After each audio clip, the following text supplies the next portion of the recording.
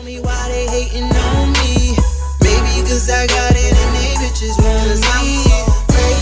Tell me why they hating on me. Maybe cause I'm flossing and they bitches want me. Tell me why they hating on me.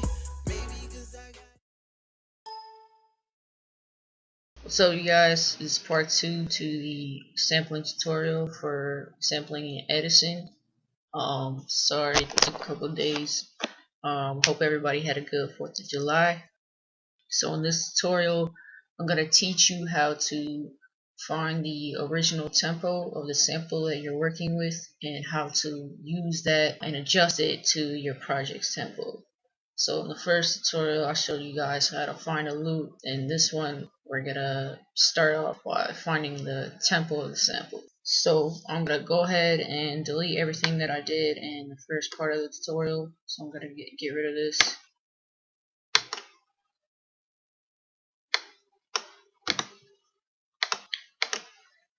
I'm just gonna start from like a clean slate here. Okay, so you wanna find the tempo of the sample first.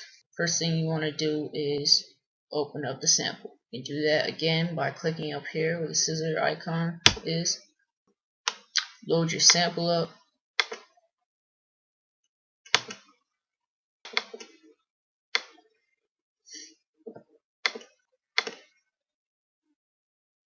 Okay.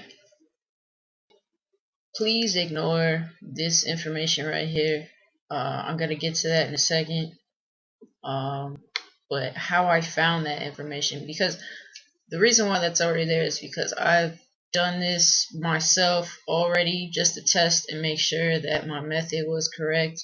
And I learned this by working with acapellas, which is similar to working with the sample. I mean, it's a vocal sample.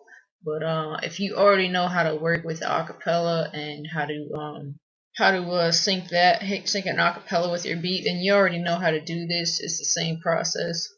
But if you don't know how to do that, I can leave a link in the description on how to do that. I already went ahead and did it myself before I started recording this, just to make sure everything was good. So yeah, ignore that information. But how I found that tempo was, you're gonna want to right click up here where you see the tempo, the current tempo information for your project. Right click and click tap.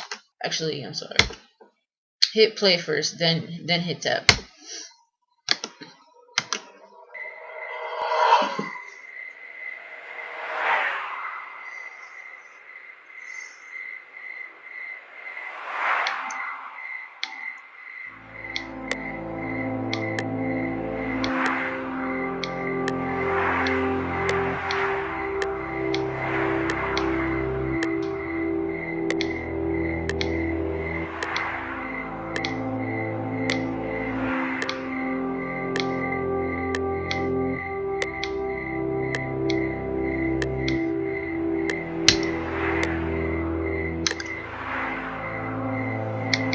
Okay, so what I did was I let the sample play for a little bit, and I just tapped along to it. I did the slow regular timing of it, but 50 is the same as 100 in double time, so it's the same thing.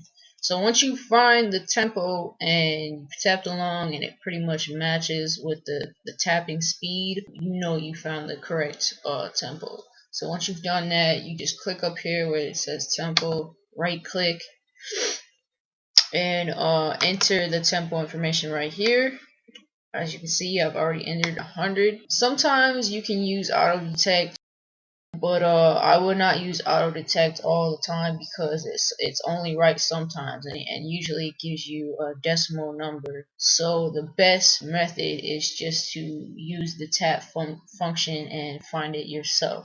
You just gotta use your ear and make sure that the tapping speed matches with the speed of the song. If you're ever not sure, you can Google around and try to find it on Google, but sometimes that information isn't available or it's hard to find. So as a producer, you should learn and know how to find the tempo of a song. So once you enter that information, hit accept,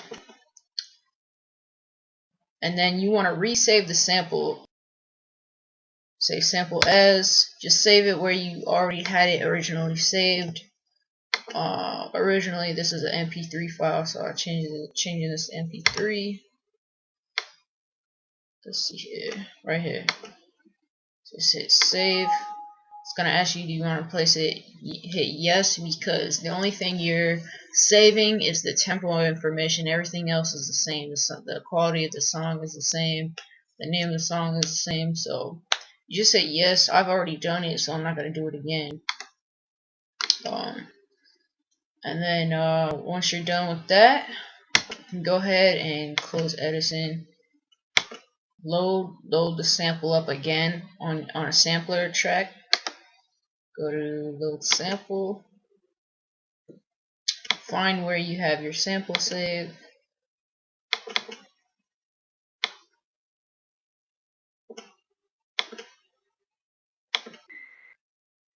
Okay. You just click on the channel, right click, hit click edit, and it will pop up back again, and your tempo information should automatically load once you load it up again. So as you can see, it's already in there. Now what you can do is find your loop. I showed you how to do that in the last tutorial, how to find a loop.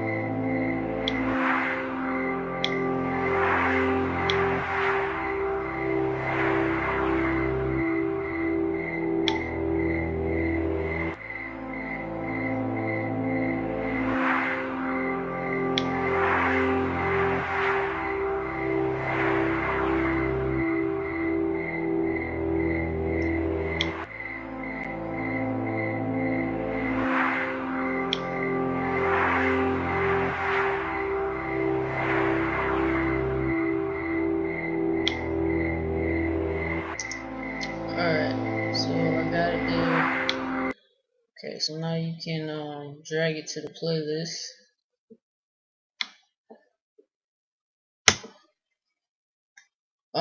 This is the current one that I just dragged there. These are the old ones from the last tutorial, so I'm gonna go ahead and delete those real quick. Those are from the other tutorial. Okay.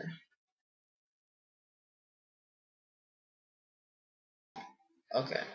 So once I drag that to the playlist there, before you start adjusting it and whatnot, open up the channel settings by clicking on the channel right here, and go to Pro Default. Set it to that. Yeah. Then you can start messing around and playing with it.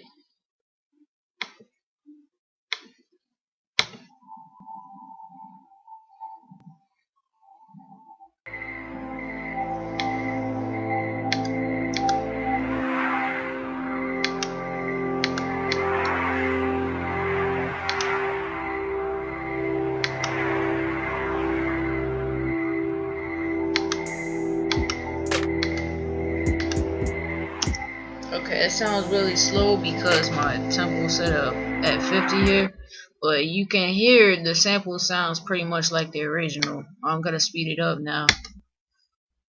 Restretch all channels, yes.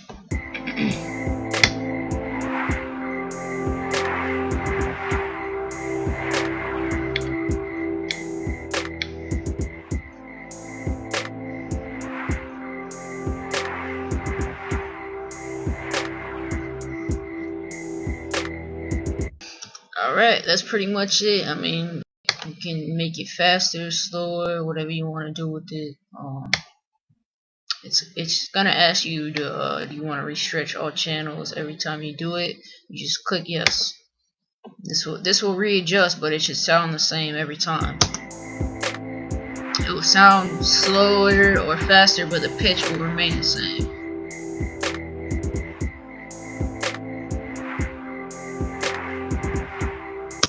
So that's pretty valuable to know and to work with for whatever reason. Sometimes you have that sample where you want to keep the original pitch of it. So yeah, I hope this helped y'all.